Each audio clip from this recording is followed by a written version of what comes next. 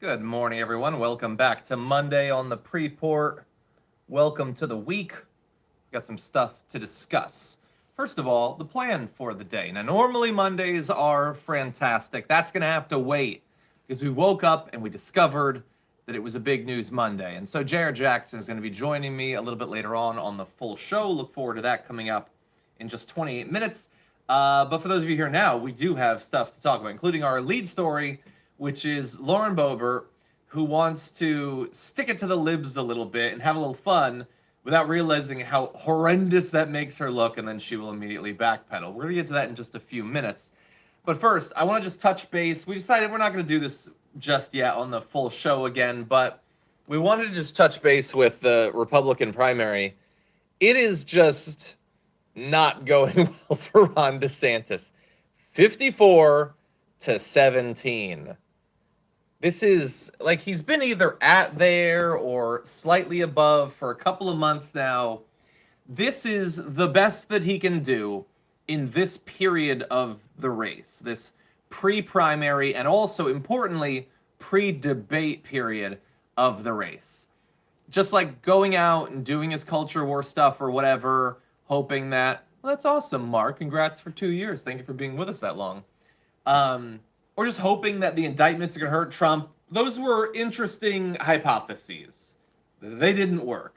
That's not going to do it for him. So his only hope is either something even worse comes out about Trump, but at this point I'm not sure why we would believe that that would matter, or that the next phase is the one where he can break through when the debates happen. Why the hell would that be the way it works out? He's doomed. At this point, like, I'm not saying it's done. There is a very small chance something crazy could happen, but I don't see it happening. I think if I were him, look, you can't just back out because then you'll be obviously a little weenie boy, but I would try to make up something about, I don't know, you sprained your ankle or something, you need to spend more time with your family. Like, I would get out as soon as possible because the longer you wait, the more damage this is going to do. And that damage, that stink that he's putting on you, that stink of like 3-day-old, crusty, rotting chocolate pudding, I'm not sure that's going to go away even in 4 or 8 years. So if you want to have a chance for the future, Ron DeSantis, you might want to get out of this thing. Anyway, thank you, Chaotic Dreamer. I do not have a pre-roll for Fantastic Mondays. Remember, the pre-roll for the Big News Wednesday is about the day, not about a particular host. We can still use it with other people. Anyway, Progressive Boomer's been here for 16 months. Thank you so much. Very glad to have you here. Thank you to everybody giving me the well wishes. We're like 3 weeks out from baby. I'll probably be here for about the 3 weeks. I'm not sure. I'm not going to lie to you. In all of the work that we're doing to get ready for this, I am perpetually exhausted right now. So it is possible that this could be the last week for right now of the Preport. We will have to see. I'm starting to try to streamline things because the mental toll and the physical toll is starting to get to me. But anyway, let's balance that bad news for Ron DeSantis with maybe some good news for some students. The new SAVE plan that Biden was pushing after the Supreme Court announced they were going to destroy his student debt cancellation plan. That new income-driven student debt repayment plan has now been launched. So if this is something that potentially could affect you, you're definitely going to want to look at it. Let's see. It's a significant change to the student loan system. Could potentially lower monthly loan payments for some borrowers and reduce the amount that they pay back over the lifetime of their loans. The basic concept was there have been plans like this already, but the way they were constructed, some would say purposefully, made it so almost no one could actually benefit from them. This now, could potentially affect a lot more people, and applications are set to resume in October. It looks like the beta website for it, if you want more information, is apparently already launched, assuming it's stable. Take a look at that if this could affect you. Okay. Ryan Nowicki sent in a super chat saying, with Alabama ignoring SCOTUS ruling to redraw their map, it shows that SCOTUS has lost relevance for conservatives too. Wonder how far this goes. I mean, I can say that I don't like it at all. I mean, I want the Supreme Court fundamentally changed, but so long as they are there, I feel like if we just start willy-nilly choosing to abide by what they say and not, then that's dangerous too. YTP Renewed says he could be known the guy who tried to stop Trump. If you're talking about Ron DeSantis, yes, he is trying sort of to stop Trump, but he's trying to like replace Trump without stopping Trump, replace him without beating him, like trying to run like on the side. I'm not dealing with any of that. I'm over here, but that doesn't work. Clearly, it doesn't work because it's not working for him. Anyway, I need to mention what this is about to set it up, but I'm not. That's not the part that I'm interested in. Okay, so the tweet is from Chief Nerd, who, hey, what do you know? Has a blue check. Joe Rogan blows Jim Gaffigan's mind that intelligence agencies may have infiltrated January 6th. I'm not going to play it because I don't care about the thing that he's saying. The thing that I find interesting is the responses to this. Like, that old programming is hard to get out of the old noggin, blue check. There's just no way he's completely blindsided by this. I refuse to believe at this point. Gaffigan's POV is endemic to Team Blue. Look around you, blue check. Of course. And you can go on, and that's true. It is a known fact, blue check. Let's see. He responds to himself in a weird way. Anyway, there is this weird thing. I call it Michael Scott syndrome.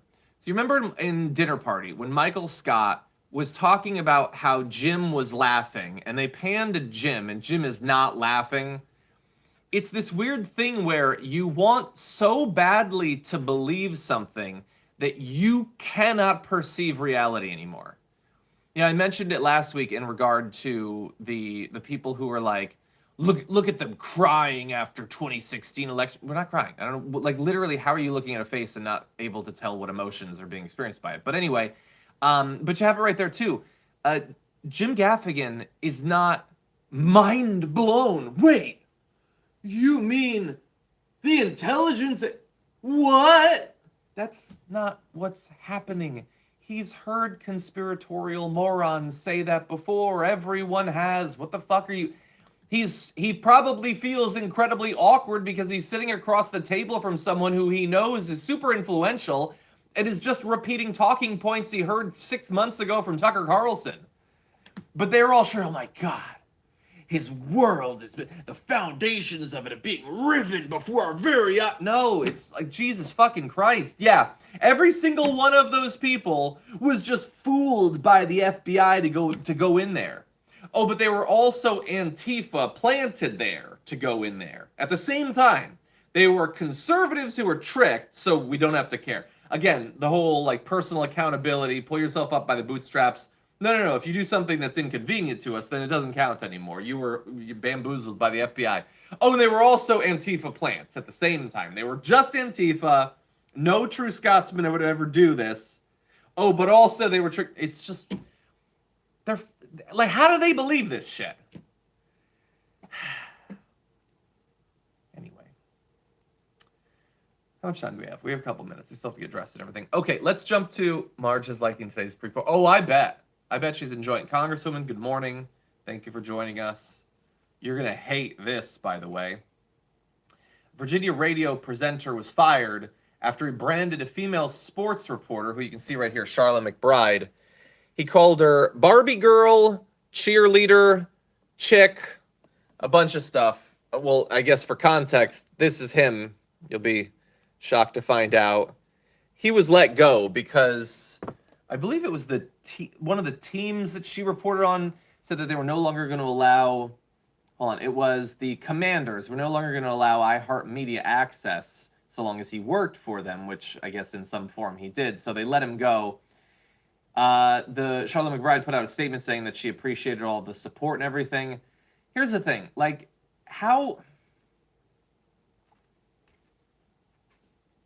why are you referring to her as chick and a cheerleader? She's not a cheerleader. She's a sports reporter. Like, it's the exact same thing. Like, if a guy was a sports reporter, would you talk about him being like a cheerleader? Like, no, he's a reporter. That's his job. Why?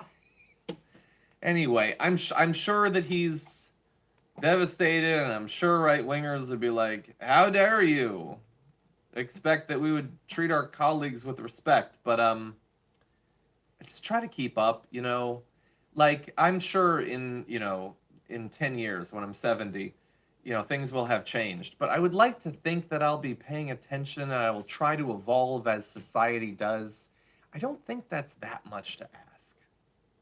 Anyway, I'm going to jump right to our last story, just because time, she is a wasting. So news came out late last week that Anheuser-Busch was going to be cutting hundreds of corporate jobs, about 2% of its 18,000 member workforce. Okay, so its stock is still down from the heights it was at right prior to the right-wing hissy fit over the fact that they gave a six-pack to a trans influencer who hasn't done anything wrong. But some of them, for the rest of their life, will never drink this thing that they loved their whole life because one person in their branding opportunities department decided to send this six-pack to Dylan Mulvaney or whatever. So hundreds of people lost their job. The stock, by the way, has recovered quite a bit of its from where it was at its lowest. It's right back at where it was at not that many months ago, but still, it's down. So they had to cut a couple hundred jobs. And here is how Lauren Boebert decided to celebrate that. Bud Light went woke, then Bud Light went broke. Well, it's not. I mean, the stock is still where it was at in February, so I don't think that it went broke. And I love that, like, when it's convenient, going woke means that you went broke. When, Barbie is already closing in on $1 billion fucking dollars, then suddenly being the wokest movie ever, there's no expectation that they would go broke. Weird how that works out. But bear in mind what she is celebrating there. She's celebrating an article very specifically that says Bud Light lays off hundreds of workers after Dylan Mulvaney thing. Is it just due to that? No, it's probably not just due to that, but it's probably partially that. And she is so happy as a Christian that hundreds of people she has never met who had nothing to do with this decision, had nothing to do with this. They might be fucking conservatives. They are, after all, working for Anheuser-Busch. They could be conservatives. Just lost their jobs. Their family is devastated. Their friends are devastated. They don't know if they're going to be able to pay their rent. But she's happy about it. Because some PR team or whatever, sent a six-pack to Dylan Mulvaney. Fuck those hundreds of people who had nothing to do with this. Fuck them. Fuck those conservatives. That's what Lauren Boebert is saying. Now, she later backpedaled mightily, saying innocent employees shouldn't be forced to pay the price for the disastrous decisions of their woke bosses. Okay. But you already fucking cheered it. You vicious little ghoul, you gargoyle, you vulture of a person. You were so delighted. You think you're a fucking Christian? I really do hope that Marjorie Greene is watching. This is what, like, conservative Christianity is. Taking personal pleasure in the suffering of others who are completely innocent of the thing that you're freaking out about. Even if they had done the thing, they shouldn't lose their jobs because you guys are fucking out of your minds. And the idea that you would want 350 people to lose their job just so you can do a cancel culture on Dylan Mulvaney is insane. But then to try to backpedal and be like, no, they shouldn't pay the price. Well, how exactly did you think that this boycott was going to work? Now, yes, the vast majority of the boycotts they launched, they've since forgotten about. This is like the one that they've remembered. And sure, already like half of the damage has been repaired in terms of the stock price at least, but it has continued. How exactly did they think that was going to work? That like Dylan Mulvaney would go broke? No, if you hurt the corporation fires people. That's what it's going to do. You have gotten what you wanted, Lauren Boebert. Again, because one team or something decided to incredibly temporarily ally with Dylan Mulvaney. Do you understand? Some conservative douchebag took Dylan Mulvaney's tweet about it or whatever and spread it, and then they all decided to freak out. If like that just hadn't happened, if they had just gone on about their lives, if the internet hadn't worked that day, what possible fucking effect would it have on any of their lives? Like, again, this is not about whether boycotts are good or bad. Some are good, some are bad, some are stupid. It's not like Bud Light is just, they're funding, like, forcibly, without consent, transing everyone or whatever. They're not coming for you. They fucking acknowledged like a happy anniversary for a person who has done nothing wrong. That's literally it. So again, there's so much about the narrative about cancel culture that is very intentionally branded to be dishonest.